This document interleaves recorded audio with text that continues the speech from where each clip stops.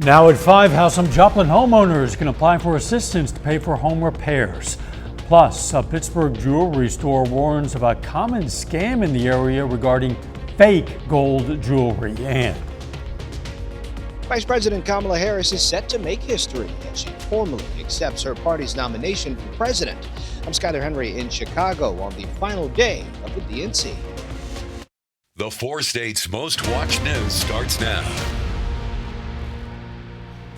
the city of Joplin is continuing their community revitalization efforts by relaunching the Joplin Homeowner Rehabilitation Program. This is KOIM News at 5. I'm Dow Quick. The Joplin Homeowner Rehab Program will help homeowners with repairs up to $25,000. The money will go toward repairs for their roof, HVAC, and more. Applications will be considered based on home location and home evaluation. Anytime you're able to put a new roof or new siding and windows on a home, it's going to extend the life of that home. It'll increase the housing stock for future generations if we're able to maintain those homes. The goal of the program is to increase property value and reduce code enforcement problems in Joplin. Price of gold has hit an all-time high this week, making that precious metal more valuable than ever. But one Pittsburgh jewelry store owner is speaking out about an increasingly popular scam involving fake gold. He says he's had dozens of customers come in to have jewelry appraised only to learn it is fake. Customers are being approached in parking lots or at truck stops by strangers, given a story about how these people need money, and are then sold what they are told is real gold jewelry as a way to help. The price of gold may play a role in that. It may not play a role in that. It could just simply be that because the success that they're having with people with a big heart here in the 4 states, they're preying on that. Pittsburgh Police Department recommends purchasing high-value items such as gold from reputable sources you trust to avoid potential scams. Let's check in with Chief Meteorologist Doug Heddy for a first look at the weather. Well, of course, another nice day for us today. Temperatures have been fantastic across the region all week long. However, we are going to start to see a warming trend as we go toward the weekend. So let's jump into your Friday. Look at this. We get back into lower 90s. Extreme heat stays just to our west. Then as we go into Saturday, we stay into the 90s. So it is really going to heat up quite a bit as we go through the next couple days, even though we've had very nice conditions over the past 4 or 5 days. 81 in Joplin, 82 in Pittsburgh. Cloud cover kind of helped our temps stay a little bit lower for us today. Most of us across the board, lower 80s. Let's go through the evening. 76 by 8, 71 by 10 by midnight, down to about 69 degrees later on tonight. Also with the heat, we have some rain chances. We're going to look at that here in just a bit. Catch in a few. Pieces of Carthage, Missouri history are up for sale this week. The descendants of some of the founding members of the city held an estate sale at Carthage's Memorial Hall. The items belong to the Phelps family, which founded the historic Phelps Country House. The family's current generation says it's time to move on from some of their possessions. You know, our family has lived here for generations to great-grandparents, and they had always kept everything. And so this is round 2 of trying to get rid of the remaining things that they had that we're not keeping ourselves. That sale continues tomorrow from 7 a.m. to 3 p.m. Vice President Kamala Harris is set to make history tonight when she accepts the Democratic Party's nomination for president. Skyler Henry reports from the Democratic National Convention in Chicago. The Democratic National Convention has been building all week to tonight when Vice President Kamala Harris takes the stage to accept her party's nomination for president. She's going to talk about her positive vision for the future of America, an America where the middle class won't just get by, but will get ahead. Her campaign says Harris will focus on 3 objectives, sharing her story and her record, contrasting her agenda with former President Donald Trump's, and rooting her vision in a sense of patriotism. She's brought hope back like Obama had. Delegate Cynthia Freibarger of California tells us she's excited to hear from the nominee. I like what she stands for, especially for women, women's rights. Other delegates are eager for Harris to address key election issues, including immigration and border security. What are you going to be listening for and looking for in terms of her remarks? You know, in El Paso, we're on the border. I think making sure that we manage the border in a correct fashion. The bad rap and the bad reputation that we've been given by Republicans in our own state and nationally, that the rhetoric that there's chaos, there's an invasion. We need to counteract all of that. Also slated to speak tonight, Arizona Senator Mark Kelly, who'd been on the VP shortlist, and his wife, former Congresswoman and gun control advocate Gabby Giffords, as well as former Republican Congressman turned Trump critic Adam Kinzinger. Convention organizers say tonight's theme is For Our Future. Skylar Henry, CBS News, Chicago. Actress Kerry Washington will host tonight's program, and the Chicks will perform the national anthem. Former President Donald Trump and Ohio Senator J.D. Vance are focusing on immigration on the campaign trail today. The former president visited the border in Arizona while Vance hosts an event in Georgia. At a rally yesterday in North Carolina, former president talked about the pointed criticisms former President and First Lady Barack and Michelle Obama aimed at him at the DNC. Still ahead, today is National Rainbow Baby Day. We're going to hear from a family who lost a pregnancy but didn't lose hope. Plus, what a new study shows about the possible downside to fasting between meals. Those stories next in Health Watch. Topping today's Health Watch, fasting between meals is a popular way to stay in shape or lose weight. While there are many documented benefits, a new study by MIT reveals a potential downside. The study looked at how mice responded to fasting. It showed fasting can delay the onset of some age-related diseases and lengthen lifespan, but it also created an elevated risk for the mice to develop early-stage intestinal tumors.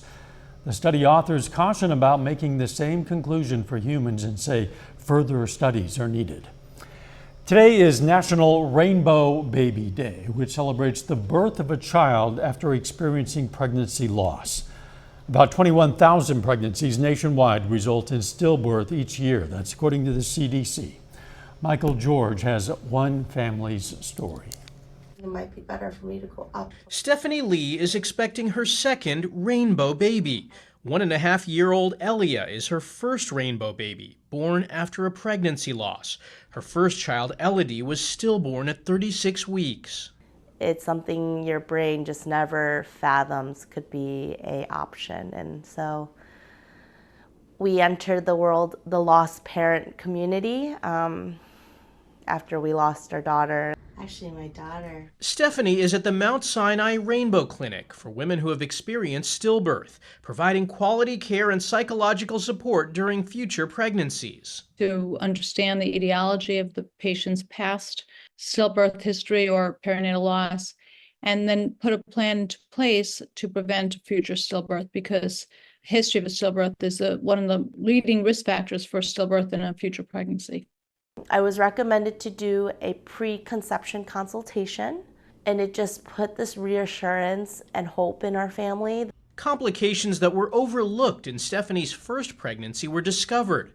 The clinic also helps reduce fear and anxiety. We have built into our program a social worker who is really amazing and meets with the patients. We've also started a peer support group.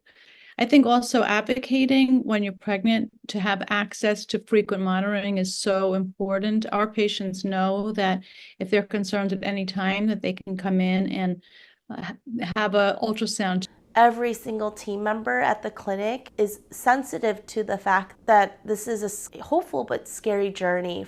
Stephanie says the journey for every parent who's lost a child is unique. We love and relish any opportunity to share about Elodie and her impact on our lives. She wants other families to know support is available. Michael George, CBS News. The Rainbow Clinic model started in the UK. Mount Sinai's was the first in the nation. 2 others have just launched, one in New York, one in Utah. And that is a look at today's health news. A little bit later, a labor dispute among Canadian railroad companies could cost billions of dollars in damages to the U.S. economy. Plus, our temperatures are going to start to warm back up. We're going to look at that coming up.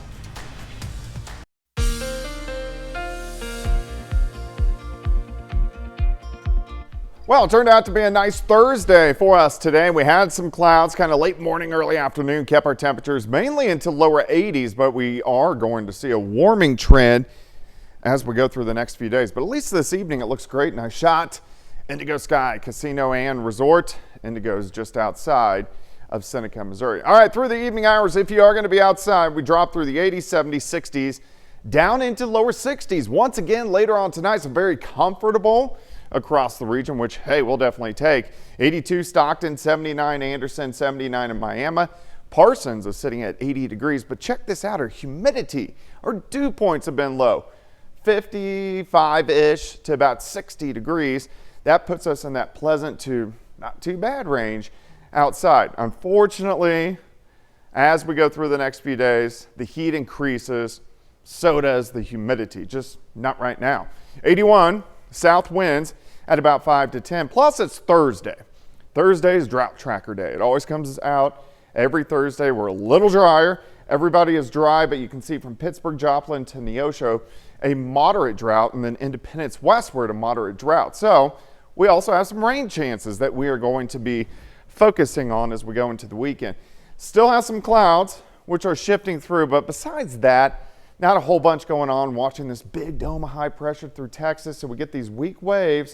If you follow the arrows, rotate around, and occasionally give us some scattered showers and thunderstorms. That's what we're going to see as we go into the weekend. So let me walk you through. We want to focus on the temperatures heating up and the rain chances.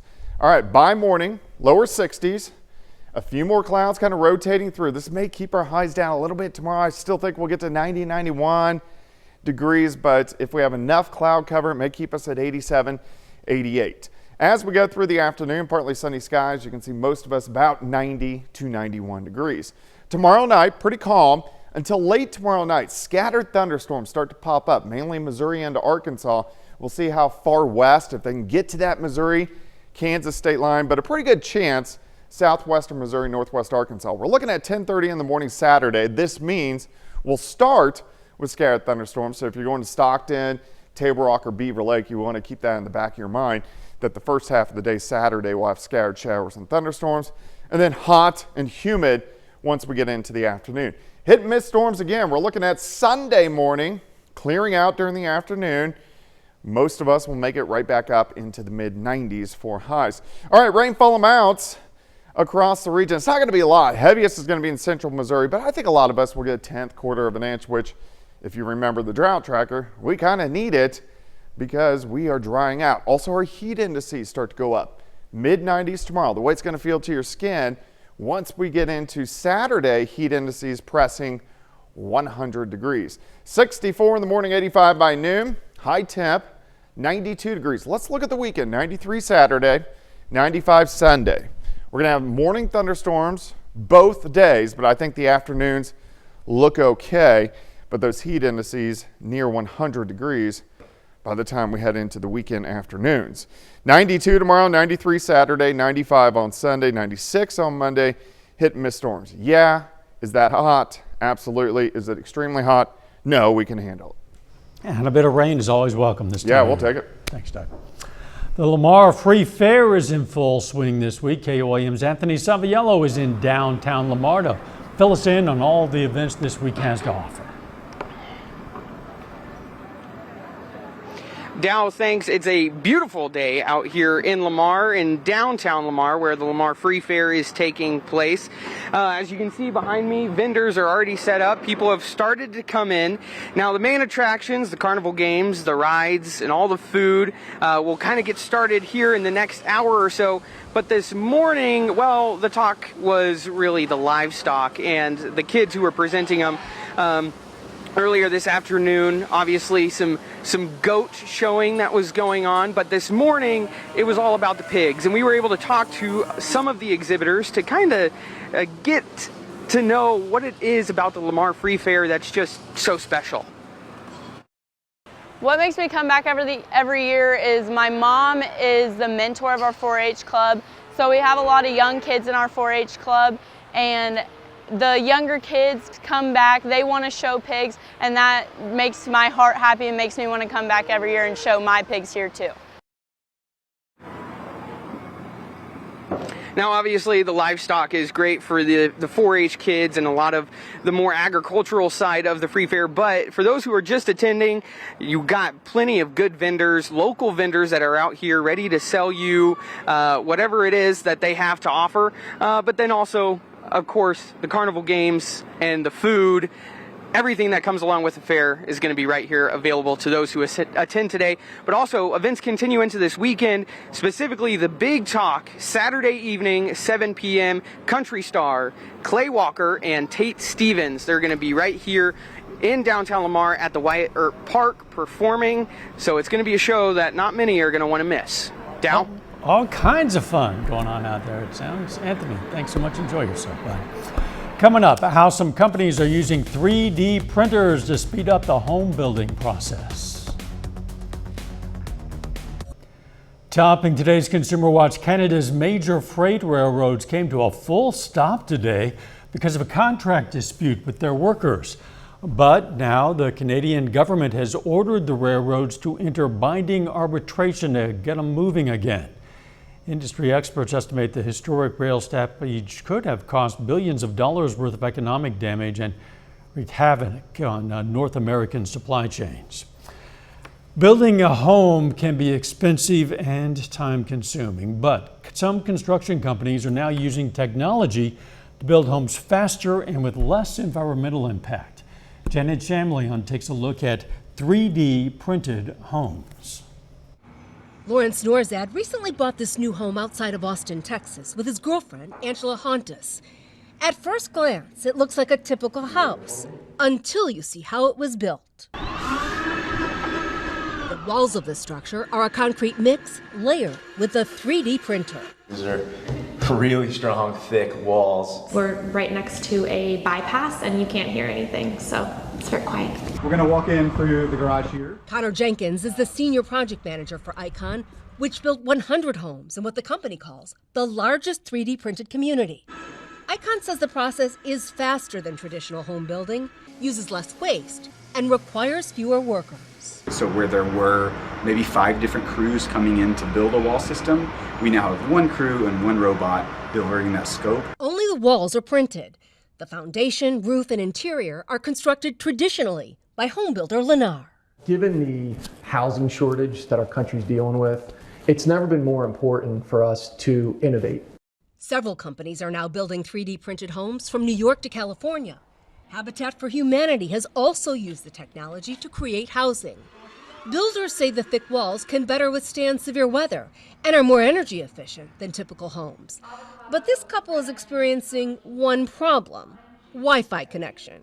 But signal doesn't transfer through these walls very well, so we're still kind of in the hunt for a network situation that will work for us. Icon says there are still dozens of homes in the neighborhood for sale, with prices starting at $450,000. Janet Shamlian, CBS News, Houston.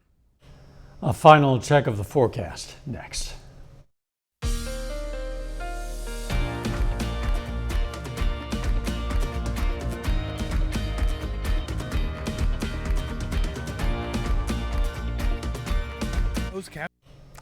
Up next on the CBS Evening News, a movement getting political opposites to talk.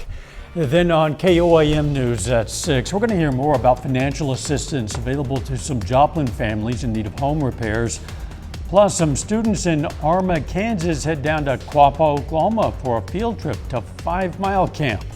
And we're going to check in on the Riverton football team as they near the end of their first week of practice. Stay with us for the CBS Evening News and then KOAM News at 6. We've enjoyed a nice stretch of relatively mild days, Doug. All week long. We've had highs into the 80s, overnight lows, lower 60s. We'll do that again tonight, but we do bounce back near 90 into lower 90s as we go through the next few days. Some hit and miss storms, which we need as we go into the weekend. Yeah, I just have to get my lawn mowed before that happens, I guess. You probably should. I'll figure it out. Thanks for joining us. CBS Evening News is next. Of course, we'll be right back here at 6. Let's make it a great evening.